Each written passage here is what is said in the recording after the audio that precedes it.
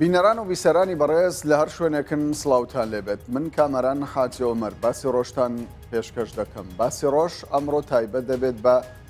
جمبوجۆڵەکانی ئەم دوایەی هێزەکانی سەر بە یەکێتی نیشتیمانی کوردستان پاشەوەی بەیانی زووی ئەمڕۆ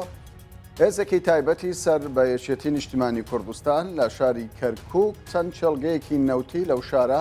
هەروها وێزگەی هەناردەکردنی نەوتی شاری کەرکووک لە ڕێگای بۆڕی هەرێمی کوردستانەوە بۆ بەندەری جەیهانی تورکیا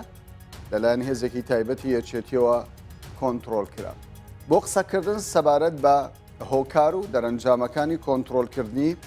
ئەو چێڵگە نەوتیانە بە شێوەیەکی ڕاستەوخۆ لە شاری کەرکووکەوە شاخەوان عەبدوڵڵا ئەندامی پەرلەمانی عێراق لە فراکسیۆنی پارتی دیموکراتی کوردستان لەگەڵمانە، هەروەها ڕێبوار تەها ئەندامی پەرلەمانی عێراق لە فراکسیۆنی یەکێتی نیشتیمانی کوردستان ئەویش بە شێوەیەکی ڕاستەوخۆ لە شاری سلێمانی لەگەڵمانە، عادل نووری پەرلەمانتاری سربەخۆی کوردستانی لە پەرلەمانی عێراق ئەویش بە هەمان شێوە لە شاری سلێمانی بە شێوەیەکی ڕاستەوخۆ لەگەڵمانە. بە خێراتنێکی گەرمی یەکەی میوانەکانم دەکەم. ئەگەر کاک ڕێبوار ئامادە بێ پێم باشە لەوەوە دەست پێ بکەم. باشە کاک ڕێبوار ئەگەر ئامادە بێ پێم خۆشە لەوەوە دەست پێ بکەم هۆکارەکانی پشت کۆنتڕۆڵکردنی ئەو چێڵگە نەوتیانە و بە تایبەت وێزگەی هەناردەکردنی نەوتی شاری کەرکووک بۆ بەندەری جیهان لەلایەن یەکێتی نیشتیمانی کوردستانەوە بۆچی دەگەڕێتەوە. کاک ڕێبوار تەها ئەم کاتت باش ئەگەر جێت لە من بی.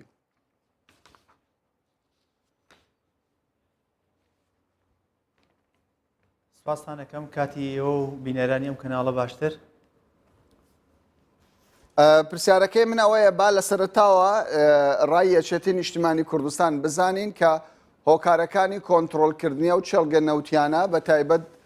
وێزگەی هەناردەکردنی نەوتی کەرکووک بۆ بەندەری جەیهان لە ڕێگای بۆڕی کوردستانەوە بۆچی دەگەڕێتەوە.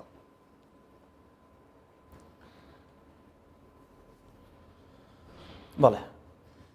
سەرەتا سڵاو ڕێزم بۆ میوانە بەڕێزەکان و بۆ بینەری ئەم کەناڵە بۆ جەنابتان. دیارە بە حەقیقەت ئەوەی ئەمڕۆکە ڕوویدا لە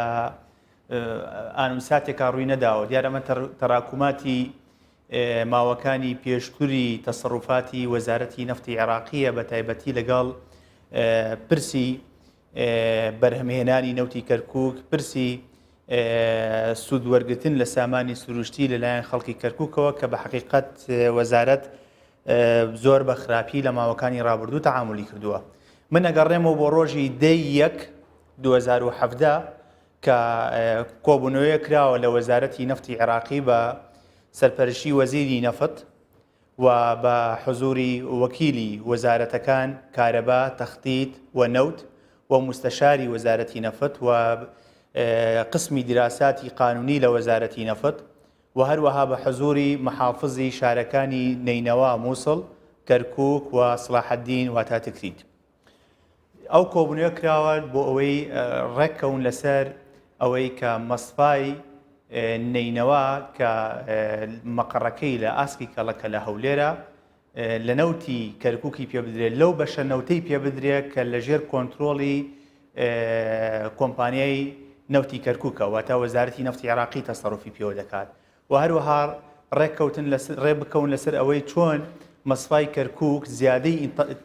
ئینتاجی تاقی بۆ بێنە دی و قووەتی زیاد بکەن بۆ ئەوەی خەڵکی کەرکووک ڕاستەوخۆ سوود لەو سامانە سروشتە ببینێت، بۆ ئەوەی ژمارەیەکی بەرچاو لە گەنجان و دەرچوانی خەڵکی کەرکووک بتوانن دامەزرن لەو مەسفایە کە زیادی تاقی ئینتاجەکەی بۆ بکرێت و لە هەمان کاتشە شارەکانی دەوروبەری کەرکووکش سوود لە ئەو سوتەمەنیە وەربگرن کە لە نەتیجەی تەطویری یان زیادی تاقی ئینتاجی مەسفای کەرکووک کە بە 7,000 بەرمیل نەوت ڕۆژانە زیادی تاقی ئینتاجی بۆ بکەن. لای جەنابتان معلومە مەسفاکەی ئێستای کەرکووک 6 ساڵ لەموبەر دروست کراوە و تاقی ئینتاجەکەی 30,000 بەرمیل نەوت تێناپەڕێنێت و هیلاکیش بووە، ماندوو بووە، واتە تاقی ئینتاجەکەی وەکو پێویست نییە. دەبێت وەزارەتی نەفت لە حکومەتی ئیتیحادی و حکومەتی ئیتیحادی بەرچاوی ئەوە بگرێت کە کەرکووک بێکجار بەرفراوان بووە و ژمارەیەکی زۆر لە ئاوارە ڕویان لە کەرکووک کردووە. لە دوای پرۆسەی ئازادی عێراق و لە 2003 بە مەرحەلە خەڵکی شارەکانی ناوەڕاست و دەوروبەری بەغا ڕویان لە کەرکووک ناوە ژمارەی یەکجازۆری نازەحیان ئاوارە ڕویان لە کەرکووک لە ساڵەکانی بەکارهێنانی هێز هاتنی داعش بۆیە ئەم بەڵێ بەکارهێنانی هێز کۆنتترۆلکردنی چەند چێلگەیەکی نەوتی هەروها کۆنتترۆلکردنی وەزگەی بەرەم ینی هەناردەکردنی نەوتی کەرکووک بۆ بەندەری جەیهانی تورکیا ینی پێت وایە ئەمە هەموو پەیوەندی دارە بەوەی کە پاڵاوتگەکانی نێوشاری کەرکووک تاوەکو ئێستا بە باشی نۆژەن نەکراوەتەوە؟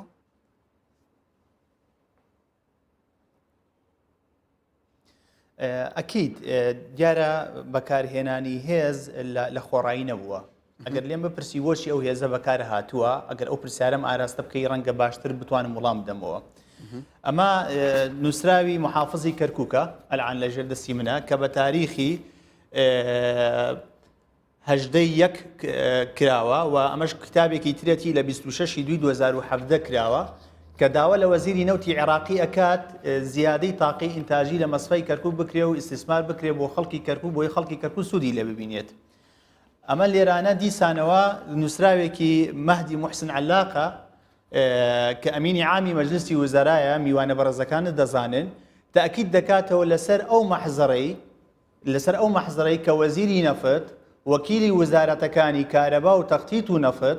مستشاری وەزیری نەفت محافزەکانی هەرسێ شارەکان کەرکووک سڵاحەدین و مووسڵ ئیمزایان لەسەری کردووە کە 6 نقطەیە ئەگەر لێم بپرسی بڵێ ئەو 6 نقطەیە چێ دیارە یەکێک لەو نقطانە تەوسیعی یان زیادەی تاقی ئینتاجی مەسفای کەرکووکە کە ڕێکەوتنی لەسەر کراوە و یەکێتر لەو خاڵانە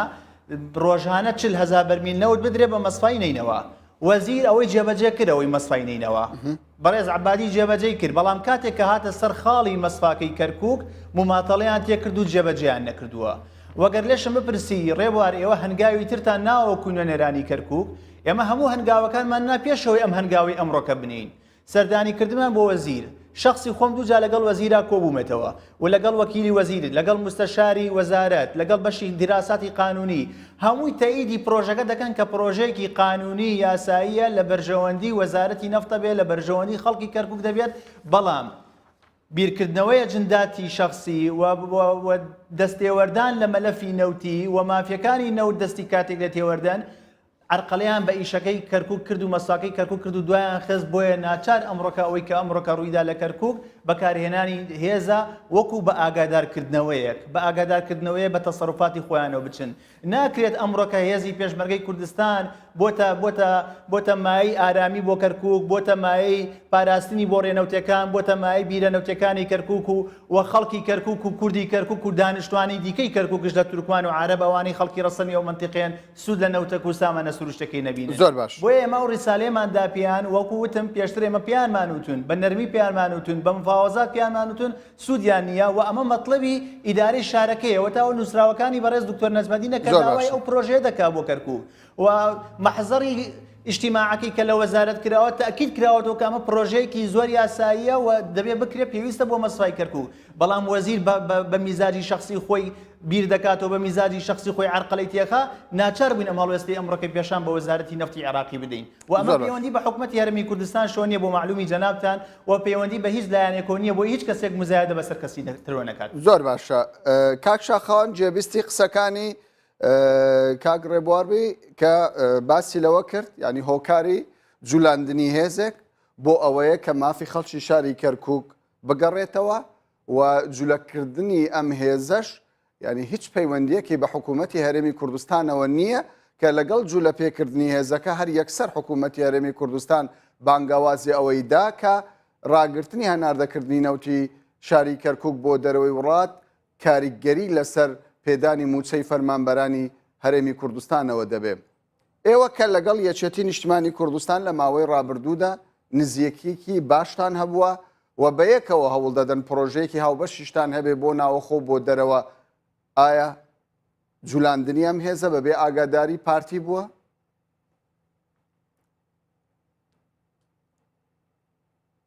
بەڵێ زۆر سپاس بۆ جەنابەت کامرانەوە بۆ میوانە بە ڕێزەکانت دیارە من دەمەوێت لە دوو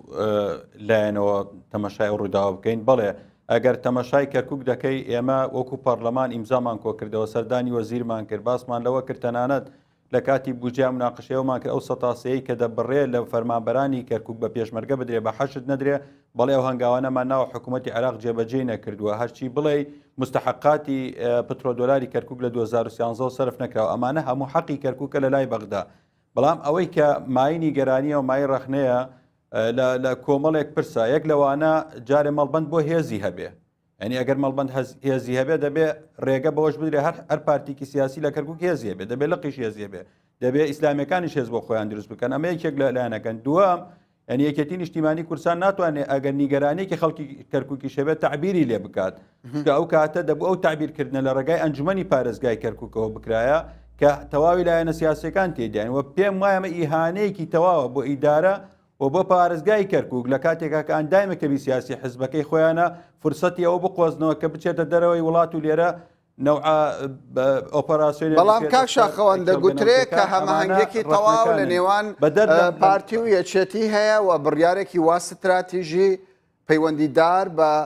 شاری کەرکوک و ینی خەڵکی شاری کەرکوک یەکێتی نیشتیمانی کوردستان بەبێ پارتی هەنگاوی لەم جۆرە نەهاوێژێ پرسیارەکەی من ئەوەیە پارتی لی ئاگدارە لە پرۆسەیەکی لەم شێوەیە یاخودە کاک کامەران کاتێککە هێزەکانی وەزارەتی سامانە سروشتەکانی هەرێم بە ڕەزامەندی سەرۆکی حکوومەت و جێگری سەرۆکی حکوومەت و وەزیری سامانە سروشتەکان هاتن کێڵگەکانی با بڵێن دووبزیان هێزێکیان ناردە ئەوەوە بەکاریان هێنا و ئەمڕۆ بۆتە بەشێک لە داهاتی حکوومەتی هەرێمی کوردستان ئێمە وتمانەوە هێزێکی حکوومەتی هەرێمە دەتوانن لەگەڵ حکوومەتی هەرێما قسە بکەن بەڵام ئەمەی کە ئەمڕۆ ناون ئەو بابەتە کراوە بەبێ تەنسیقکردن لەگەڵ لایەنە سیاسەکان بەبێ کۆبنەوە لەگەڵ لایەنە سیاسەکان و بەبێ ئاگداری ئیداری پارێزگای کەرکوک ئەنجام درراوە من هیوا خواز بووم کە ئەو تەسەڕفەی ئەمڕۆ مەڵبەند کردی ئیداری ئەنجومەن پارێزگا بڕیارێکی بدایە تەواوی لایەنە سیاسەکان هێزی پێشمەرگە بەهاتە ئەو سێ کێڵگەی کایە لە ژێر دەسەڵاتی حکوومەتە بە تەواوی بخرێتە ژێر کۆنتترۆلی حکوومەتی هەرێمەوە طبعاً ئەم بابەتە کۆمەڵی مەترسی لە دوایە کاتێک کە حزبێکی سیاسی بتوانێت دەست بەسەر کێڵگەنەوتەکانە بکرێت دەبێتە بادیرەیەکی مەترسیدار بۆی کە من ئێستا لە کەرکوک وەندامی پەرلەمان مەتوانم 100 گەنج لەگەڵ خۆما بەرم و دەست بگرم بەسەر کێڵگەنەوتەکانە بڕۆم مفاوەزات لەگەڵ حکوومەت بکەین ئێمە لە ساڵی 2007 باس لەواکەین کە حزبێک هێزی هەیە طبعاً من پرسیار لە جنابتانەکەم ئەم هێزە سەر بە وەزارەتی پێشمەرگە نییە سەر بە وەزارەتی ناوخۆنی موچەکانیان لەکوێ دەدرێ ئەوەی کە بەلای منەوە گرنگە ئەوانەی کاگرێبوار باسییان کرد هەموو ئەمانە واردن و هەموو مەتالیبی ئێمەی کەرکوکی بووە بەڵام لەوەی کە ئەمڕۆ ئەم وەفدە چووە بۆ لای سەرۆکی کۆمپانیا باسی ئەم شتانە نەکراوە باسی کۆمەڵە شتی تر کراوە کە بەسە ئیتر ئێمە مەتالیبی خەڵک بێین بە خەڵک بفرۆشین وەڵامە لەبەر تۆوام کرد نەخێر لەبەرەوە وای کردوە کە 20,000 بەرمیل داوا کراوە بچێ بۆ سلێمانی داوا کراوە کابرای گەرگەری بێ بکرێتە جێگری شەریکەینە و دەگەن نەکرێتەوە پۆستەکەت وەکو بەڕێوەبەری کۆمپانیای نەوتی باکوور دەکەوێتە بەرمەترسی و مناڵەکان دەکەوێتە بەرمەترسی ئەمانە کۆمەڵێ مەترسین خۆزگەوان نەکرایە خۆزگە هەموو لایەنە سیاسەکان بە قەرارێکی متفق لەسەر مەسفەی کەرکوک لەسەر استحقاقاتی کەرکوک ئەو بریارەیان بدایە جەنابتان نەزان من هەمیشە لەگەڵەوە نەبوومە کەرکوک هیچ ارتیباتێکی بمێنێ نە ئیداری نە نەفتی نە سەربازی بە بەغداوە لەبەرەی لە ماوەی ڕابردووە معاناتی زۆرمان بینیەوە بەڵام نەک حزبێک ئەمە بکات لەبەر بەرژەوەندی حزبەکەی خۆی بەڵکو تەواوی لایەنە سیاسیەکان لەبەر بەرژەوەندی خەڵکی کوردستان بڕیار لەسەرەوە بدەن باش دەسمە لای بەڕێز عادل نووری بەڕێز عادل ینی یەکێتی نیشتیمانی کوردستان لە زاری ئاسۆ مامەندەوە باس لەوە دەکا کە بەرپرسی مەڵبندی کەرکوکی یەکێتی نیشتیمانی کوردستان باس لەوە دەکا کە یەکێتی بۆ پێی حزبی یەکەمە لە شاری کەرکوک مافی ئەوەی هەیە بەرژەوەندیەکانی خەڵکی شاری کەرکوک بپارێزێ بە بۆچوونی ئێوە ئەم جوولەیە هێزەکانی یەکێتی بۆ کۆنتترۆلکردنی بیرەنەوتەکان یاخود چێلگەنەوتیەکانی شاری کەرکوک لە خزمەتی بەرژەوەندی کوردستاندایە بە شێوەکی گشتی یاخود وەکو ئەوەی کاکشاخەوان باسی لێوە دەکا هەر حزبێک هەستێت چێڵگەیەکی نەوتی داگیر بکە بە شێوەک لە شێوەکان ینی کێشەی لێ دەکەوێتەوە. سڵاو لە جەنابێت و لە هەردوو میوانەکە خۆشەویستەکان و تەواوی بینەرانی خۆشەویست بە تەئکید دەومان ئەوە ئەزارین کە کەرکووکیەکان زوڵم و زۆرێکی گەورەیان لەسرە هەر لە کاتی پێش ڕزگارکردنی عێراقەوە تا ئێسێشی لەگەڵ بێ بەداخەوە ئێمە شۆک لایەنە کوردستانەکان بە تایبەت هەردوو پارتی فەرمانڕەوە بە حکمی قەبارە و قەبارەی هێزیان و دەسەڵاتیان ڕەنگە وەکو پێویستیان توانی بێ خزمەت بە کەرکووکیەکان بکەن و داکۆکی لە مافەکانیان بکەن وەکەوەی کە پێویستە بە تاکید ئەو مەحرومیەتی کە کەرکووکیەکان هەیەە مافی خۆیانە داوای مافەکانیان کەن سەرەتاییترین مافی خۆیان کە کێڵگە دەوتەکانی کەرکوو زیاتر لە 85 ساڵە هەناسەی عێراقا و ینی اقتصادی عێراق زیاتر لەسەر کەرکووک بووە معقول نییە و بە هیچ جۆرێ نەمەنتەق نەلۆجیکیە کەرکووکیەکان لە دوای معیشەت و ژیان و ژێواران لە دوای خەڵکی باسی چارەسەر بکەین ئەم چارەسەرە یەکێتی یعنی وەکۆ هۆشداریەکی داوەتە وەزارەتی نەوتی عێراق بەوەی کە بەدەم داواکاریەکانی ئەو بێ ئەم جۆرە چارەسەرێکی گونجاوە یاخود دەکرا لە ڕێگەی حکوومەتی هەرێمی کوردستان و وەزارەتی پێشمەرگەوە جوولەیەکی لەم شێوەیە بکرابایە دێمە سەرەوە ئێمە تەبانکو پەرلەمانتارانی کورد لە بەغدا لە ڕێگەی نوێنەرەکانی کەرکووکەوە بە تایبەتەر پێشنیارێکیان بوو بێ بە تاکید دێمە هەومان واژۆمان کردووە پشتیوانی پشتگیریمان کردن و تا دووە هەناسەشمان پشتگیریان لێەکەین بەڵام بە تاکید حکوومەتی بەغا نایوەکو برای بەڕێزم کە ڕێبوار باسی کرد نایوێ کێشەکان چارەسەرکە بە تاکید ئیرادەی سیاسی لە پشتێ بەڵام تێبینی من لەسەروی کە ئەمڕۆ ڕوویدا خوا بە خێری بگێڕێەوە عاقیبەت و ئەنجامەکەی خێر بێ ئەم تێبینیانم هەیە یەکەم ئەبوو ئێمە نوێنەری خەڵکی کەرکووک لە ناو کەرکووکە ئەنجومەنی پارێزگایەوە پارێزگارە و ئیدارەیەکی شەرعیە و باشتر وابوو لە ڕێگەی ئەوە بواە و ئەگەر بە تاکید من بێکێ پرسێکی استشارێکی بان بکردە ئەمۆت بەلای کەمەوە با ڕێپیاوانێکی کەرکووکیەکان بواە لەسەر ئەو بارودۆخە دوجار ئەنجومەنی پارێزگا و پارێزگار و لە ڕێگەی هێزە فەرمیەکانەوە طبعی ئەگەر ئینزارێک یا هەر گوێچکە بادانێک یا گەرسەت ئۆذنی کۆمپانیای باکووری حکوومەتی عێراق بکرایەکە کاکەوەی ئێمە ئەتوانین ئەو ڕێگەتان لێ بگرین و ئەو کارتە بەکار بێنین ئەو کات باشتر ئەبوو لەمە خراپتر کامەران من مەترسێکی گەورەم هەیە بەڕاستی ینی ئومێدەوار بووم ئەمەی کە ئەمڕۆ ڕوویدا بە مشاوەرە و بە وتوێژ لەگەڵ لایەنە سیاسەکان و ئەنجومەن و لە حیزبە سیاسەکان و هەرێمی کوردستانیش بواە من مەترسیەکەم ئەوەیە سبەینە حەشدی تورکمانی و حەشدی شعبی و هێزێکی گەورە لە داوای هێزێکی گەورە بکەن لە بەغداوە بۆ پاراستنی کێڵیەکان و هێزێکی گەورە لە بەغداوە بەرەو بکەرکک ڕووبریە بەو بیانووی کە ئەمڕۆ ئەوەی ڕوویدا دەست بگیرێ بەسەر زۆر لەو کێڵگە نەوتیانە من بەتاکید ئەمڕۆ کۆمەڵێ پرسیارم لێکرا لەیان میدیا عەرەبیەکانەوە هەنێ گروپەیە پرسیار و ڕاوش باسی ئەوە هەیە کە ئەوە مەترسیەکە ئایا ئێمە وەکو کورد ئەوەی کە ڕوویدا حەقی خۆ بوو باش بوو گەرسەت ئوذن بەڵام ئەو ڕێگەی کە ئەو وەسیلەی کە دەستی وەبرا مەجای ئەوەی تیانیە ینی ئێمە لە زمێکمان نەداوە بەدەستەوە سبەینی حەشدی تورکمانی حەشدی شعبی هێزە فەرمیەکانی بەغا بەرەو کەرکووک بەو عینوانی تا ئێستاش کەرکووک بەڵێ مەناتقی متەنازعە ناکرێ بەتەنا کورد یا بەتەنا عێراق ینی بکە ئەو بکە ئەبێ بە مشاوەرێک بێ بەڵام ئایا ئێمە ئێستا خۆ ئامادەکردنمان کردووە وەکو کورد بۆ بەرەنگاربوونەوەی هەر هێزێکی حەشدی شعبی یار هێزێکی فەرمی لە بەغا و ڕووبکاتە کەرکووک ئەمە خاڵێکە پێویستە ئەگەر دوێنێ یا ئەمڕۆژ نەکراوە ئێستا ئیستیدراکی بکەین من پێم وایە پارتی دیموکراتی کوردستان و هێزە سیاسەکانی تریش بەتەنها ئەو لەسەر ئاستی گلێیی نەوەستن لە بۆ یەکێتی نیشتمانی کوردستان چونکە ئەگەر ئەمەی ئەمڕۆ ڕوویدا ئەگەر هەڵەیەکی جۆرێکیش بوو بێ ئەبێ ئێمە تەداروکی بکەین ئەبێ ئێمە وەلحاصل بە شێوە لە شێوەکان پینۆپەڕۆیەکی بکەین نەیەڵین لەزمە بدرێ بەدەستەوە چونکە هەر شکستێک بۆ کەرکووک بۆ کەرکووکیەکان بۆ لایەنێکی سیاسی بۆ ئیداری کەرکووک شکستە بۆ هەمومان شکستە بۆ دۆستی کەرکووک بۆ دۆزەکەمان بۆ دۆسەی کەرکووک نابێ مەجال بدەین شەماتە ناکرێ بڵێن مادام یەکێتی بۆ نمونە هێزێکی هەیە بردوێتی هەڵی کردووە باشی کردووە چاکی کردووە خراپی کردووە با ئێمە تەجاوازی ئەوە بکەین من وەکو عادل نووری پێم باشە لەوەی ئەمڕۆ ڕوویدا ببینەوە گلەی هەرچیە خۆمان ئامادە ساز بکەین بۆ سبەی دوو سبەی ئەگەر هەر مەترسیەک ڕووی کردە کەرکووک بەو بیانوە یا لە ژێر ڕەشایی ئەمەی کە ئەمر ڕوویدا بە هیچ جۆرێ مەجال نەدەین ئەوە ئەو کات دوایی گلەی و بینی خۆمان لەگەڵ مەڵبەندی یەکێتی لەگەڵ لقی پارتی لەگەڵ مەڵبەندی یەگرتو لەگەڵ مەکۆی گۆڕان هەر شتێکە بێ لەگەڵ ئەنجومەنی پارێزگا یان ئەنجومەنی لە بینی خۆمانە بکەین طبیعیە بەڵام من ترسم هەیە ئەوەی ئەمڕۆ ڕوویدا لە زمەیەک بێ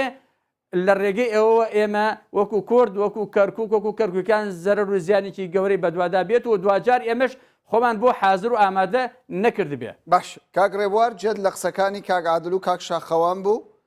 کاک عادل مەترسی لەوەی هەیە لە زمەیەک بدرێت بە حەشدی شعبی کاویش بێت چێرگەنەوتەکانی دیکەی شاری کەرکووک کە ئێستا لە ژێر کۆنتترۆلی بەغدادان ئەوانش بێنە ناو گەمە سیاسیەکە. کاک شاخەوانیش دەڵێ ینی جولاندنی هێزێک لەلایەن بەرپرسی مەڵبەندێکەوە ئەمە ما بەوە دەدات کە لە لەقیش هێزێکی وا دروست ببێ و هەندێک جاریش بازدەوە دەکرێت کە بەڕازی یەکێتی مەبەستی ئەوە نییە کە بە شێوەک لە شێوەکان یەکەم دروشمی دەڵێ قوتی خەڵکی کوردستان لە قوتی خەڵکی شاری کەرکووک لە کاتێکدا ڕۆژانە بە کامیۆن نەوتی کەرکووک بەرەو بەغدا ڕەوانە دەکرێت. بۆچی یەکێتی هەنگاوی نەنا بۆ ڕاگررتنی هەناردەکردنی نەوت بۆ بەغدا بۆچی دێ چێگە نەوتیەکان کۆنتترۆل دەکات؟ بەڵێ ئەگەر مەجالم بدەیت هەم جوابی جەنابەت بدەمەوە و هەم جوابی میوانە بەڕێزەکانی بدەم. ڕێز و احترامشم بۆیان هەیە دیارە من نەمویست بچمە سەر ئەوەی کە وڵام بە وڵام بێت بەڵام ناچارم کە قسە بکەم. دیارە ئەو هێزەی کاک شاخەوان باسێکە هێزی مەڵبەندی دوی ڕێخستنی کەرکووک ئەو هێزەیە کە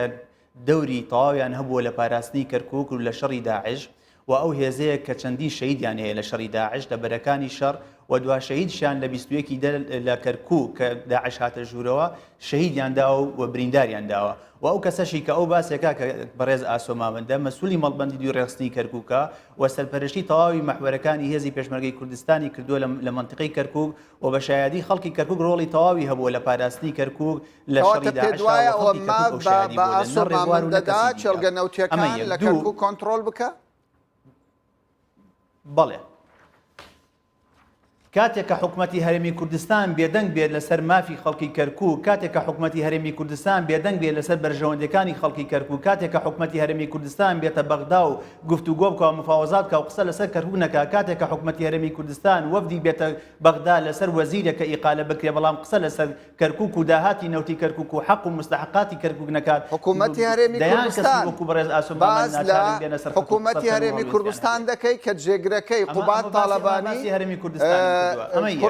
جەلال تاڵەبانی ینی سەرۆک کۆماری پێشووی عێراق حکوومەتی هەرێمی کوردستان وە سکرتێری گشتی یەکێتی من دەڵێم حکوومەتی هەرێمی کوردستان من دەڵێم حکوومەتی هەرێمی کوردستان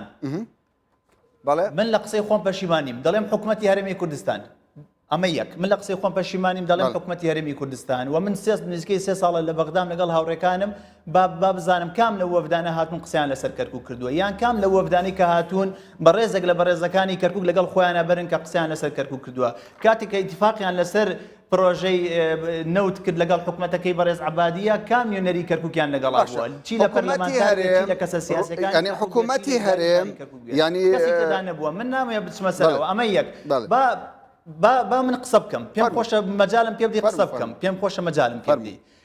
ئەمە ئەوە بەنسبەت ئەوەی کە وڵامەکەی کە ئەوەی کاک شاخەوان قسەی لەسەر کرد من ئەمە ئەوراقانە پێشانی جەنابتاندا و دیسانەوەش پێشانتان دەدەم ئەمە تەوقیع و ئیمزای بەڕێز دکتۆر نەجمەدینە کە داوای دروستکردنی ئەو مەسفەیە دەکا و زیادەی ئینتاجی تاقە لە کەرکووک دەکا بۆ ئەوەی لە بەرژەوەندی خەڵکی کەرکووک بێت ئەمە یەک دوو ئەمە ئەو مەحزەرەیە کە ئەو بەڕێزانەی ئیمزایان کردووە و لە خاڵی شەشەم هاتووە باس لە ئیداری مەجلیسی محافەزەی کەرکووک دەکات مەجلیسی محافەزەی کەرکووک کە تاکیدیان کردێتەوە لەسەر پێداویستی کەرکووک بۆ ئەو پرۆژەیە و خەڵکی کەرکووک سوودی لێ دەبینێت ئەمە مەحزەرەکەی ئەخیرە کە بەڕێز عەبادیش ئیمزای لەسەر کردووە ڕەزامەند بوونە و ئەو کەس بەڕێزانی کە باسم کرد هەمووی ئیمزای لەسەرا کردووە خێرە کاتێک کە بێتە سەر جێبەجێکردن تەنها ئەو 40,000 بەرمیل لەوتە جێبەجێ بکرێت کە بدرێت بە کۆمپانیای کار و بۆ مەسفای نینەوە و لە ئاسکی کەڵک لە هەولێرە ئەی بۆچی ئەمەی دیکە کە جێبەجێ ناکرێت کە بۆ بەرژەوەندی خەڵکی کەرکووک بێت ئەی ئەگەر کاتێک کە حکوومەت بێدەنگ بوو و چاواشەکاری خەڵکی کردووە پێداویستەکانی خەڵکی کەرکووکی وەکو خۆی نێنایەدی ئێمە چی بکەین ئەی حزبی سیاسی و لایەنی سیاسی دەوریان چییە ئەی خەڵکی کوردستان و خەڵکی کەرکووکش دەنگ بۆ حزبە سیاسیانە نادەن کە نوێنەرایەتیان بکەن لە پەرلەمان و لە حکوومەتەیە ئەی ئەگەر حزبی سیاسی ئێستا هەڵوێستی جدی نەبێت لە بەرامبەر بە قوتی خەڵکی کەرکووک و داهاتی کەرکووک ئەیتر چیتر قسە بکە سەبارەت بۆ قسەی کاک شاخەوانتی کە وەفدمان ڕۆشتووە باسمان لەو نەکردووە دیارە کاک شاخەوان ئاگادار نییە لەو مۆزوعە یان دیارە ئەو خۆی بە وەفدێکی دیکە ڕۆشتووە من بە خۆم دوو جار کۆبنەوەم لەگەڵ شەخسی وەزیری نەفتی عێراقی کردووە و مەحزەرەکان لە وەزارەتی نەفتی عێراقی بوونیان هەیە کە ئێمە قسەمان لەسەر چی کردووە ئێمە هیچ شتێکمان نەوتوەتە ناوتومانە ئەو مەحزەڕێ ئەو اتفاقی کە کراوە لە نێوانتان بەپێی یاسا و بەپێی ڕێنمایەکان دەبێت جێبەجێ بکرێت ناکرێت خەڵک لەوە زیاتر چاواشە بکەن بەڵام تەدەخولات دەکرێت و وەم و ماتەڵی تێدەکەین لێتان قبول ناکەین بۆ شێوەی کە ئێستا بێ هیچ ترسێک نییە لە کەرکووک بۆی کە لایەنێکی دیکە یان ئەوەی کە برای بەڕێزم کە عادل باسی کرد حەشدی شعبی لە شوێنە لە کەرکووک حەشدی شعبی بوونی نییە و لە حەشدی شعبی ئەو هێزە نییە بتوانێت لە کەرکووک ئەو تەسەڕفە بکە بە حزوری هێزی پێشمەرگەی کوردستان و بە حزوری ئیداری شاری محافظەی کەرکووکایە زۆر باشە باسی لە خاڵێکی دیکە کرد بەڕێز کاک شاخەوان کاڵێ دکتۆر نەجمەدین لە دەرەوەی و بە فرسەتان زانەوە کاک دکتۆر نەجمەدین لەسەر خەتە لەگەڵ هەموو هەواڵەکانی ئێمە و خۆی هەنگاو بە هەنگاوی ئەم تەسەڕفەی کە کراوە بە ئاگادارە باشە کاک ڕێبوار دەگەڕێینەوە لات دەچینە لای کاک شاخەوان کاک شاخەوان بۆچی ینی زۆر جار پرسەکان لە خۆی گەورەتر دەکرێت ینی بۆ نمونە ئێستا باسدەوە دەکرێت یەکێتی نیشتیمانی کوردستان دەیەوێت پابندی ڕێککەوتنی عێراق و ئێران بێ نەوتی گەرمیان بفرۆشێتە کۆماری ئیسلامی ئێران سەرچاوێکی دیکەی هەناردەکردنی نەوت بدۆزێتەوە هەندێک باسدەوە دەکە وەکو کاک عادل باسی لێوە دەکا حەشدی شعبی بێنێتە ناوچەکە ینی کاک ڕێبوار بە ئاشکرا بازدەوە دەکا کە حکوومەتی هەرێم کەم تەرخەم بووە خزمەتی تەواوی خەڵکی شاری کەرکووکی نەکردووە و کۆمپانیایی کار کە نزیکە لە حکوومەت و لە پارتی دیموکراتی کوردستان ڕۆژانە 40,000 بەرمیل نەوت دەبا ینی بۆ ئێوە باسی ئەم شتانە ناکەن بۆ شتەکان لەسەر یەکێتی زێدەتر گەورە دەکەن طبعا کاک کامەران هیوادار بووم کاک ڕێبوار لە جیاتی ئینفعال باشتر گوێی بدایەتە بەرنامەکە من باسی ئەوم نەکرد کە لە چوونمان بۆ بەغدا باس نەکراوە بەڵێ ئێمە وەفدێک وەکو نوێنەرانی کەرکووک چوینە وەزارەتی نەوت و هەموو ئەو گرفتارەمان باس کردووە لە هەموو ئەو کۆبوونەوانە من باسی ئەو وەفدەی ئەمڕۆم کرد کە چوونە ناو کۆمپانیاکە نە کاک ڕێبواری لەگەڵا بوو نە کاک شاخەوان نە کەسی لەگەڵا بوو باسی وەفدەکانی بەغدا ناکەم ئەو وەفدەی کە ئەمڕۆ باسییان کردووە باسی 20,000 بەرمیلەکە و باسی دانانی کابرای گەرگەریان کرد بۆ جێگر باسی ئەو شتانە نەکراوە ئەوەی کە کراوە لە میدیا نابێ ئێمە ببینە ئەوەی کە کاک ئاسۆ باسی دەکایە کاکێک لە پارتی دیموکراتی کوردستان باسێکە ئێمە بین وەکو خۆی نەقلیکەینەوە بۆ جمهور ئەوەی کە من قسەم کردووە لەگەڵ ئەوەیە کە ئەوان ئەو دانش نەباسی چی کراوە کە ئەمڕۆ کراوە جەنابتی لێنە بۆ ئەمە بابەتێکی تر دەڵێ کاتێکە حکوومەتی هەرێم و لایەنە سیاسەکان بێدەنگ بن ئەی کاگاسۆ چی بکە کەی کاگاسۆ داوای لە پارتی دیموکراتی کوردستان کردووە با بە یەکەوە بچین دەست بەسەر ئەو کێڵگانە بکەین لە بەرەوەی بەغدا تعدامان لێکا و پارتی جوابی نەبێت کەی کاگاسۆ کۆبوونەوەی لەگەڵ لایەنە سیاسەکان کرد و ئەم مەوزوعی لەگەڵان تەڕح کرد ئەوان ڕەتیان کردەوە کاگاسۆات بە تەنیا چوو ئەو ئیشەی کرد ینی بابەتەکان وا لێ نەکرێت کە کاگاسۆخەوان بۆچی یەکێتی هەر لە سەرزاری ئاسۆ مامەند ئەفوم کە بەڵێ هەر لە سەرزاری ئاسۆ مامەند کە ینی بڕیاردەری جولاندنی هێزەکە بۆ کەل بە ئاشکاش بازدەوە دەکا هەموو بەرپرسانی یەکێتیش لە جولاندنی ئەو هێزە ئاگادارن ینی پرسیارەکەی من لێرەدا ئەوەیە بۆچی ینی هەولێر ئەوەندە نیگەرانە کەچی ئەوان هەوڵەکانیان زێدەتر لە دژی بەغدایە نەوەک لە هەولێر بە خۆیان دەڵێن ینی من نازام نیگەرانەکەی هەولێر لەسەر ئەوەیە نیگەرانەکە لەسەر ئەوەیە کە دەبێ وەها بڕیارێک کورد بیدات نەک لایەنێکی سیاسی بیدا وەک باسم کرد ئێمە کاتێک ئەوەی کە لور ڕوویدا لە کێڵگەکانی هاڤانە و لە دبست ئێمە وتمان ئەوە حکوومەتی هەرێمەوە کێشەکەمان ڕوبەڕووی ئەوان کردەوە کامەران بۆ معلوماتی جەنابەت ئەمڕۆ زۆربەی میدیا عێراقی معروفەکان لەگەڵ میدیا عەرەبیەکانی تر پەیوەندیان بۆ من بە منەوە کرد لەسەر مۆزوع قسەکەم نەمکردەوە چونکە هەمیشە پێم وا بووە بابەتێکی ناوخۆی خۆمان وا نەکەین کە لایەنێکی سیاسی پێناشتین بکەین لە کاتێکە ئەندام پەرلەمانەکانی برادرانی گۆڕان و یەکێتی ڕۆژانە لە میدیا عەرەبیەکان یانون میلیشیاکانی پارتی دەستیان بەسەر کێڵگەکانی دبسا گردووە ئێمە پێمان وایە ئەم مەوزوعانە کاگاسۆ دەبوو لەگەڵ لایەنە سیاسەکانە تەرحی کە ئەگە لایەنە سیاسەکان پشتگیری ئەویان لەسەر داواکانی خەڵکی کەرکووک نەکرد ئەو کاتە جگە لە هێزیەکێتی خەڵکی جەماوەری کوردستانی شەشوو لەگەڵ هاتووە سەر کێڵگەکان بەڵام ناکرێ بڵێ وڵا ئەوان بێدەنگ بوونە نەخێر تۆ پرست بە پارتی نەکردەوە بە کۆمەڵت نەکردەوە بە یەکگرتووت نەکردووە بە مەحافظت نەکرەوە بە مەجلیسیش نەکرەوە من لەگەڵ سەرۆکی لیژنەی نەوت و گاز لە ئەنجومەن قسەم کرد دەڵێ ئاگام لێ نییە باشە زۆر باشە کاک شاخەوان ئێستا دەبی بچینە ناو بڕێک بەڵام پێشەوەی بچینە ناو پشوێک پێم باشە پرسیارێک لە کاک عادل بکەم ئەگەر دوای ناوبڕەکە وڵامدا تۆ زۆر جار قسە لەسەر ئەوە دەکرێت جارێکی دیکە ینی بۆ چوون هەیە بازدەوە دەکە هەندێک لە ئەندامانی سەر بە پارتیش بازدەوە دەکەن کە جارێکی دیکە ئێران هەوڵ دەدات نێوماڵی کوردی پاشەوەی نزیک بوونەوەیەکە بوو جارێکی دیکە لە ڕێگای جوولە پێکردنیە و هێزەوە نێوماڵی کوردی لێک بترازێنێ دەچینە ناوبڕێک و دواتر دەگەڕینەوە لاتان. لێبێت بینەران و بیسەرانی کوردستان دوستار و باسی ڕۆژ بەڕێز عادل پرسیارەکەم ئارەستەی تۆ بوو دیارە لە ماوەی چەند ڕۆژی ڕابردوودا ڕێکەوتنێک لە نێوان بەغدا و تاران ئیمزا کراوە لەوەی بۆ لە مەودووە نەوتی کەرکووک هەناردەی کۆماری ئیسلامی ئێران بکرێ. ئێستا هەناردەکردنی نەوتی کەرکووک بە شێوەکی گشتی هەم بە نەوتەکان کە لە ژێر کۆنتترۆلی حکوومەتی هەرێمی کوردستان هەم لە ئەو نەوتانە و ئەو چێلگانەی کە لە ژێر کۆنتترۆلی حکوومەتی بەغدان لە دەست یەکێتی نیشتیمانی کوردستانە. هێزەکانی یەکێتی لە وێزگەکەدا ئامادەبوونیان هەیە. پێت وایە یەکێتی بەبێ ئاگادارکردنەوەی بەغدا، بەبێ ئاگادارکردنەوەی پارتی، بەبێ ئاگادارکردنەوەی تاران، ینی جوولەیەکی لەم شێوەیە بکە؟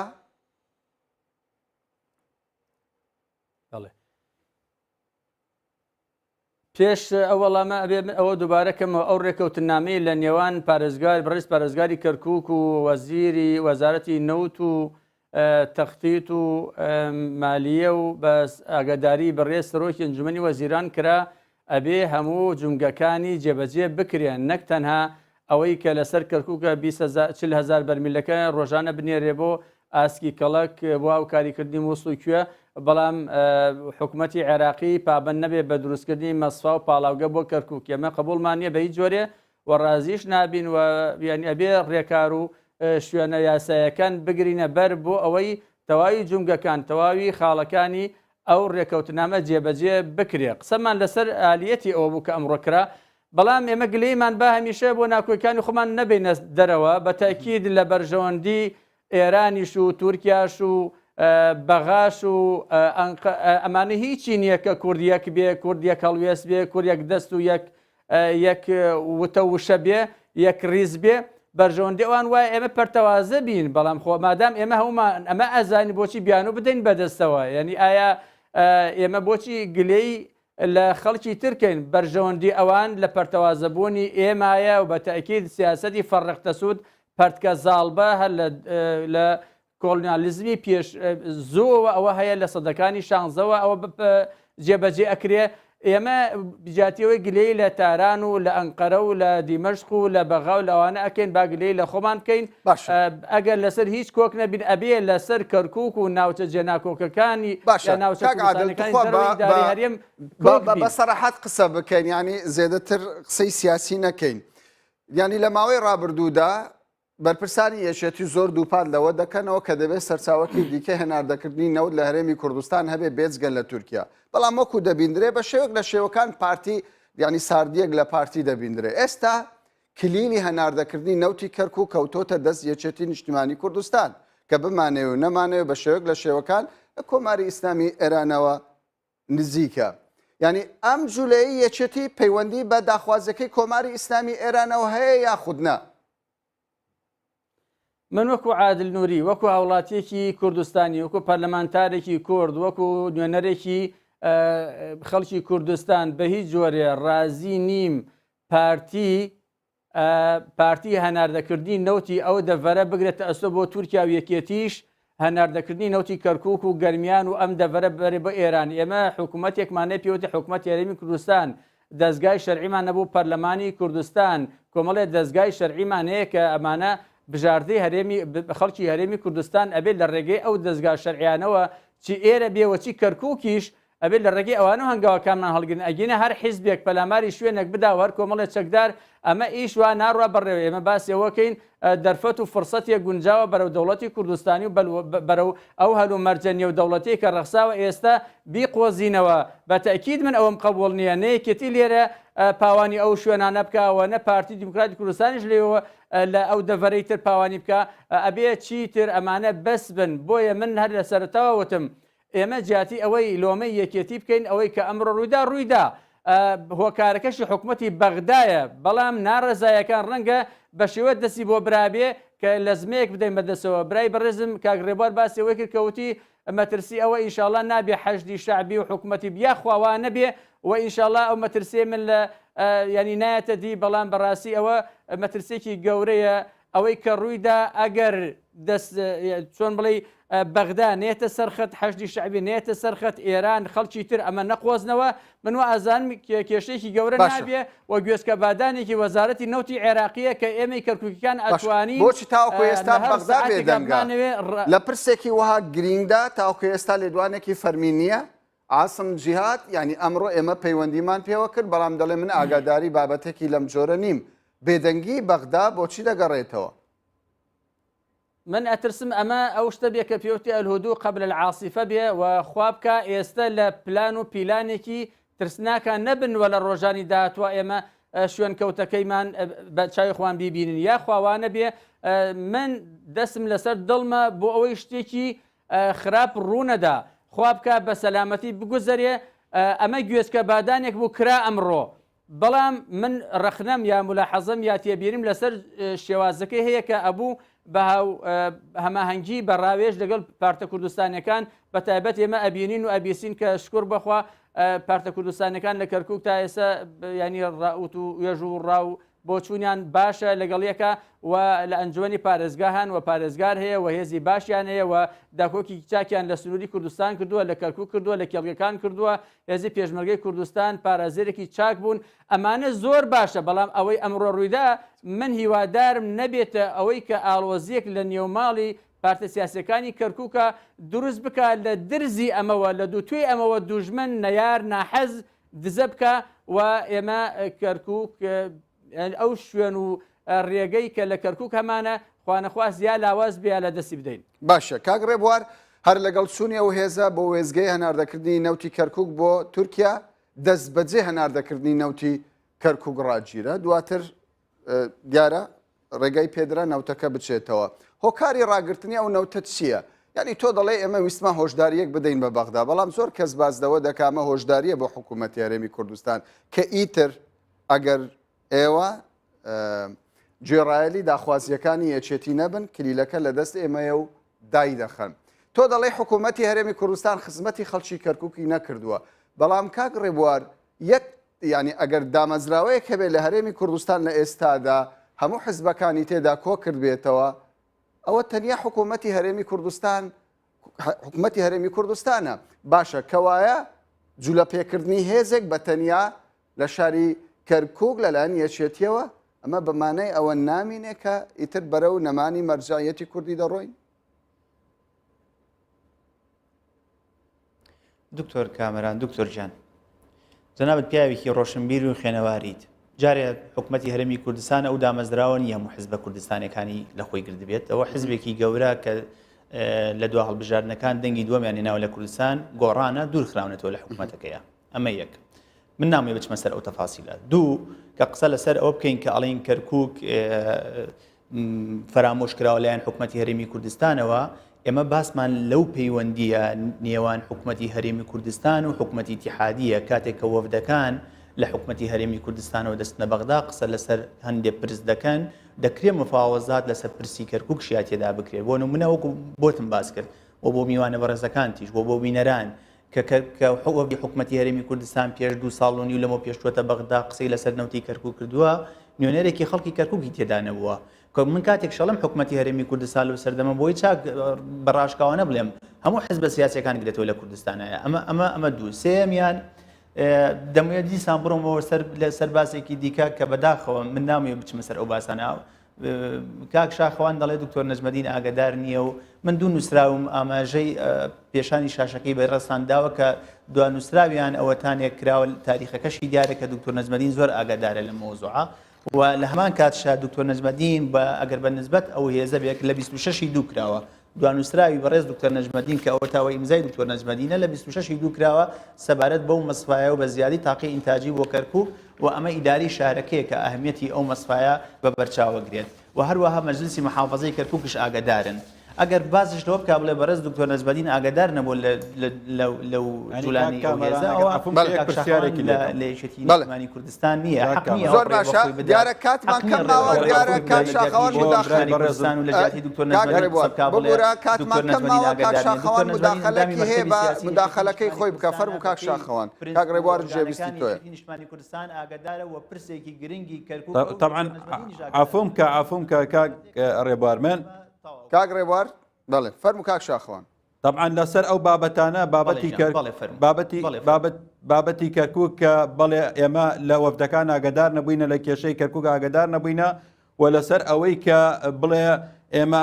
لە وەفدەکانە من لەسەرەوە تەواو هاوڕام لەگەڵی و متفقیشم تا ئێستا کەرکووکیە وەزیرێکی لە بەغدانیە وەکیل وەزیرێکی نییە ئەمانە متفقین بەڵام من یەک پرسیار لە کاک ڕێبوار دەکەم حەزەکەم ڕوونی بکەمەوە ینی من ئەوەم دەمەوێت پرسیارە لە جەنابی بکەم دکتۆر نەجمەدین فەرمانی کردووە بەوەی کە ئەو هێزەی مەڵبەند بچێتە ئەوەیان نا ینی حەزەکەم جواب نامدات کاک ڕێبوار جێت دێبوو جوولەکە بە فەرمانی من تەنها دەڵێم لە یەکەمین بەڵێ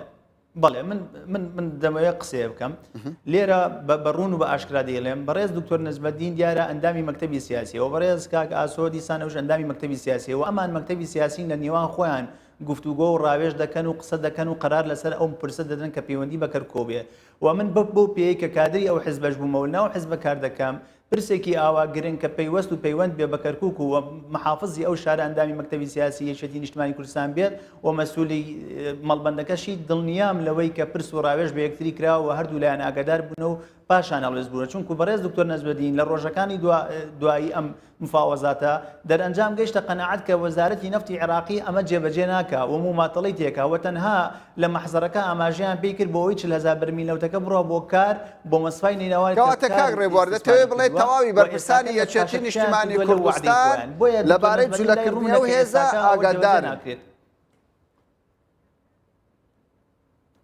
من تەنها ئەوەندە دەڵێم من لەگەڵ بەڕێز دکتۆر نەجمەدین قسەم نەکردووە بۆی معلوم بێلاتان تکایە وەکو خۆی من قسەم لەگەڵی نەکردو بەڵام ئەو دوو بەڕێزار دوکان مەکتەبی سیاسین یەکێکیان مەسئولی تەنزیمی کەرکووکە و تریان مەسئولی دارێ و شارەیە بەو پێی کە من لەناو حیزبە کارم کردووە و ئاگادارم کارێکی لەم شێوەیە بە پێ پرس و ڕاوێژ لە بین یەکتری ناکرێت باشە بەڕێز ڕێبوارتەها ئەندامی پەرلەمانی عێراق لە فراکسیۆنی یەکێتی نیشتیمانی کوردستان زۆر سوپاست دەکەین بەڕێز شاخەوان عەبدوڵڵا ئەندامی پەرلەمانی عێراق لە فراکسیۆنی پارتی دیموکراتی کوردستان سوپاس بۆ جەنابیشتان بەڕێز عادل نووری پەرلەمانتاری سەربەخۆی کوردستانی لە پەرلەمانی عێراق زۆر سوپاس بۆ تۆش کاک عادل بینەرانی بەڕێز سوپاس بۆ ئێوەش کە کاتی خۆتان بە ئێمەدا بمێنن بە خێر و خۆشی